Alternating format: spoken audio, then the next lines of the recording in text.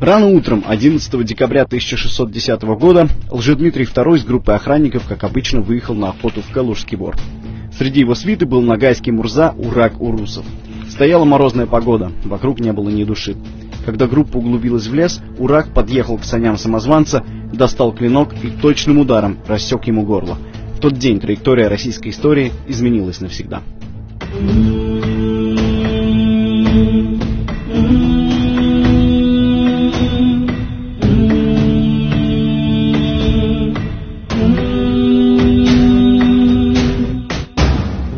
Добрый вечер. Это цикл программ «Ислам и Россия. 1400 лет вместе». Он посвящен непростой и порой трагичной, но нашей общей истории. Его герои – выдающиеся личности, которые оказали большое влияние не только на своих единоверцев, но и на всю страну в целом.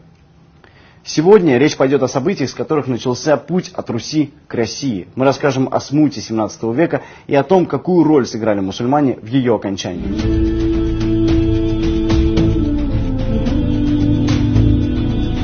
Смута – это период российской истории конца XVI – начала XVII веков.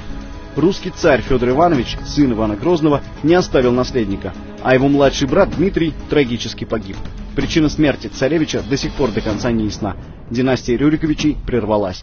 Серия политических ошибок, серьезные неурожаи, отсутствие наследника престола – все это стало причиной мятежей и волнений по всей стране. Шла настоящая гражданская война. Красная площадь, центр Москвы, памятник гражданину Минину и князю Пожарскому, самым известным героям смутного времени. Именно они подняли народное восстание против польских интервентов и положили конец хаосу. Но у этой истории есть и другой герой, о котором сегодня почти все забыли. Петр Урусов-старший, а по рождению Урак бин Джан Арслан, Мурза, внук знаменитого нагайского Бия Уруса. Он родился в Сарайчуке примерно в 80-х годах XVI века. Еще ребенком, как аманат, он был отправлен в Москву, к царскому двору, где его крестили и дали имя Петр. Там мальчик стал одним из придворных, но вскоре ему предстояло кардинально изменить род деятельности. Период, который называют смутным временем, начался на рубеже веков. Именно тогда появились первые слухи о том, что царевич Дмитрий жив, спасся чудесным образом. Появился и первый претендент на эту роль, некий юноша, который объявил себя наследником. Сегодня историки и исследователи связывают его с неким монахом-растригой по имени Григорий Отрепьев. К тому моменту Петр Урак командовал отрядами служилых татар. Вероятно, и он принимал участие в изгнании самозванца и помог взойти на трон новому царю Василию Шуйскому. Он был из рода Рюриковичей, но не прямой наследник. Вот в этот-то момент и появился Лжедмитрий II. Он представлялся всем как дважды чудесным образом спасшийся царевич Дмитрий, сын Ивана Грозного. При этом была масса свидетелей гибели как самого царевича, так и первого самозванца. Лжедмитрий II разбил свой лагерь в селе Тушино, ныне районе Москвы. Он быстро занимал один за другим города, верные столицы. Тушинский вор, как его прозвали, умел убеждать.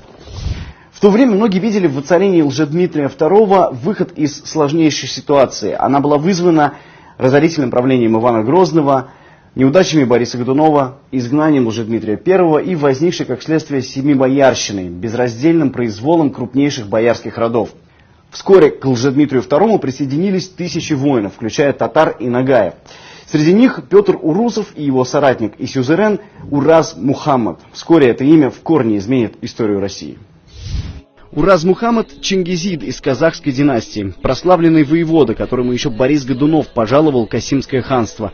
За 1400 лет проживания мусульман на землях, которые составляют современную Россию, существовало много разных государств – ханств, каганатов, эмиратов, наибств. Но Касимовское ханство сыграло совершенно особую роль в истории.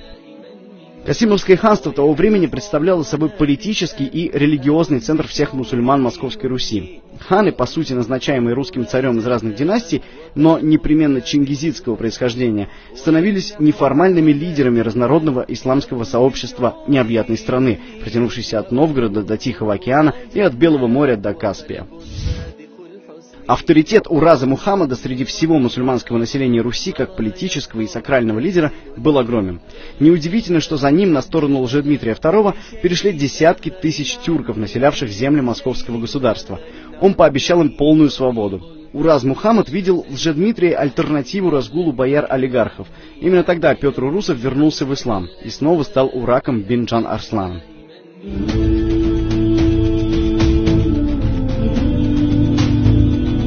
Самозванец был убежден, власть уже в его руках, но не все были с ним согласны.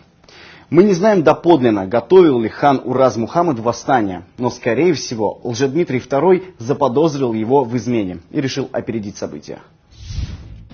В ноябре 1610 года Касимовский царь и самозванец отправились на охоту на реке Оке. Ураз ехал на своей лошади, высматривая зверя. В этот момент он почувствовал, что рядом к нему кто-то неслышно подъехал. Было поздно. Одним ударом Лжедмитрий убил его, после чего сбросил тело в реку.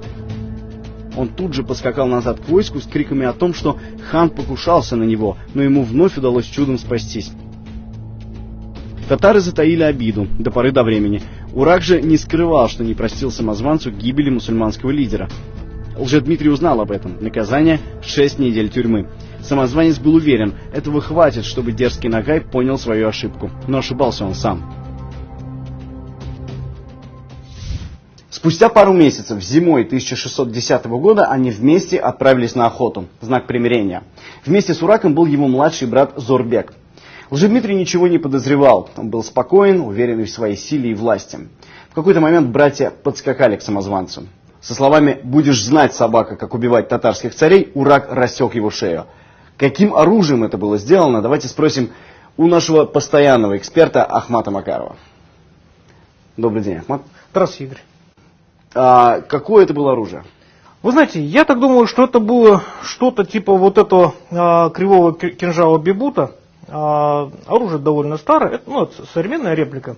Бебут, само слово имеет персидские корни, но он закрепился в наших степях, почти до наших дней дожил на Дону, также в Турции, и даже в 1907 году был принят на вооружение российской артиллерии.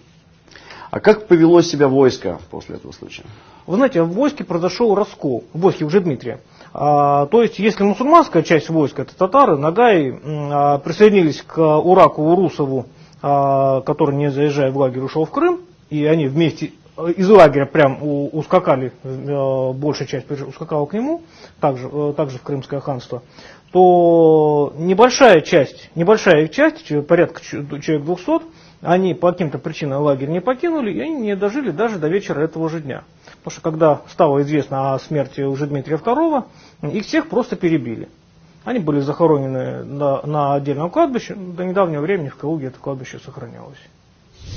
В Крымском ханстве Урак стал советником по московским вопросам. Он породнился с лидером тамошних Ногаев Мансурским беком Кантемиром и помог ему, когда тот спровоцировал на полуострове гражданскую войну. Уже не молодой, он активно участвовал в политической жизни и сражениях, но никогда не забывал о своей жизни в Москве.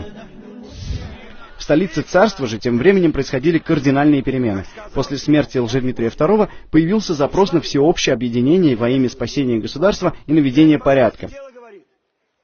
Благодаря поступку Урака война из гражданской приобрела характер освободительный. С исчезновением самозванца бунты и внутренние распри пошли на спад. К этому моменту в Москву и вступили польские войска, кстати, призванные на Русь одной из боярских партий. Они обещали московский престол польскому королевичу Владиславу. Но в октябре 1612 года, после долгих сражений, повстанцы во главе с нижегородским старостой Кузьмой Мининым и князем Дмитрием Пожарским прорвались в столицу, взяли Китай-город, а затем вошли в Кремль. В январе 1613 года Всеобщий Земский собор выбрал нового царя, Михаила Федоровича, представителя знатного рода Романовых. Под грамотой, зафиксировавшей это событие, стоят среди прочих подписи нескольких представителей знатных татарских родов. Романовым предстояло править 300 лет, смута была завершена, а в истории нашей страны началась новая эпоха.